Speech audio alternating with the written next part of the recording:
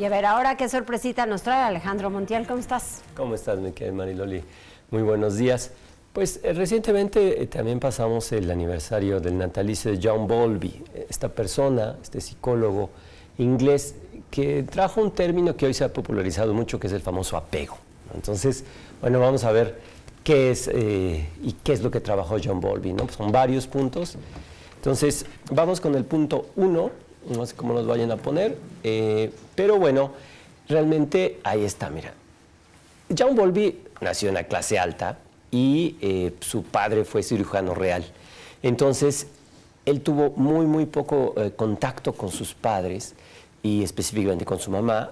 Entonces, desde ahí ya Bowlby lo que va a relatar es que siempre sufrió eso, ¿no? Pero era una constante en ese momento porque la idea era que los niños fueran como duros, ¿no? Como que fueran no, digamos, tan maternados y tan protegidos por la familia. Vamos con el punto 2. Entonces, se encariña mucho con Minnie Taylor, que era su nana. Entonces, realmente su nana, como para muchos niños de la clase alta, esto fue una constante, pero se la quitan.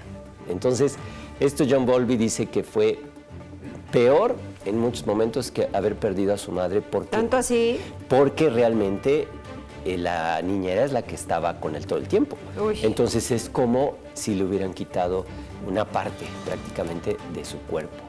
Después ya su formación, bueno, es en el Trinity College y ahí empieza ya sus descubrimientos, todo su análisis, pero en realidad va a tener un avance. Si vamos al punto 4, ahí ya estamos viendo forma de donde estudió en este. Es decir, cuando él se enfrenta a estos 44 jóvenes que habían delinquido y que lo que él, que hoy sabemos que es una relación constante, cuando se le retira a su mamá antes de los 5 años. Entonces, él ve que los más peligrosos, sobre todo, es esto, ¿no? Estos niños que les faltó esa protección familiar, ya sea de una madre o una madre sustituta, y entonces se convierten en chicos muy agresivos.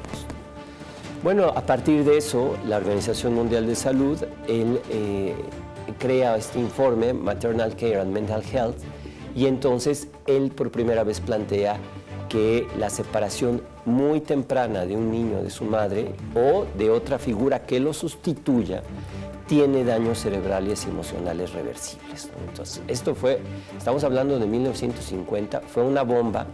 ¿Por qué? Porque en ese momento se pensaba que los niños, digamos, estamos en plena era del conductismo, podían, digamos, ser como máquinas, inclusive que podían educarse de manera automatizada.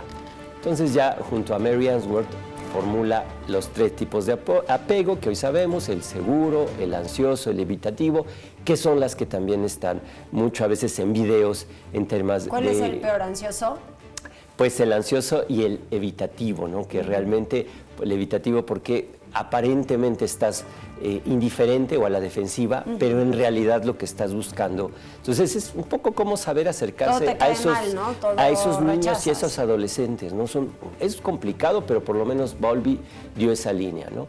Y bueno, esta es su obra definitiva, Attachment, Separation and Loss, y ahí realmente plantea y reformula ya de una mejor manera esta teoría, y es como realmente tenemos este legado de John Bowlby.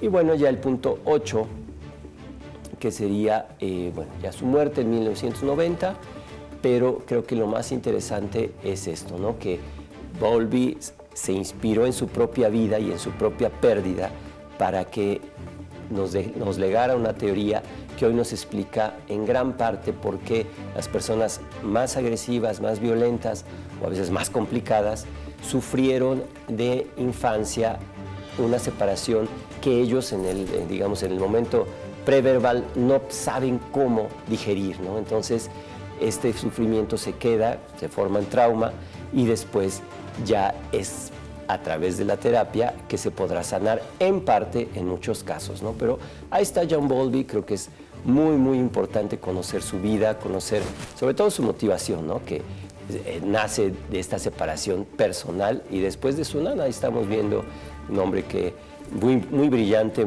que fue muy fecundo y que dejó un gran legado, Mariloli. Ese legado sí hay que tomarlo en consideración porque hoy están sucediendo muchos acontecimientos a raíz de esos sentimientos o incomodidades para mucha gente. Y en los menores hay que poner mucha atención. Así es, tienes toda la razón, Mariloli. Ese es el tema.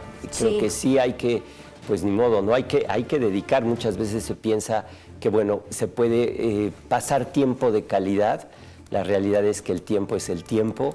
Y pasar tiempo con los pequeños o con los jóvenes, porque esto tampoco se acaba, digamos, en la etapa de los 5, ahora se ha visto que se tiene que extender a la etapa de la adolescencia y se plantea que la adolescencia puede llegar hasta los 24 años en muchos sentidos.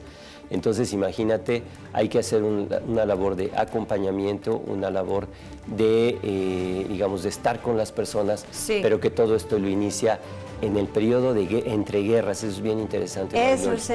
En periodo entre guerras, donde la gente estaba en un sufrimiento tremendo, pero que además la visión sobre los niños era completamente diferente de la que tenemos hoy, ¿no? En ese momento se pensaba que estar demasiado cerca de la madre iba a ser muy débil al niño para enfrentar los retos.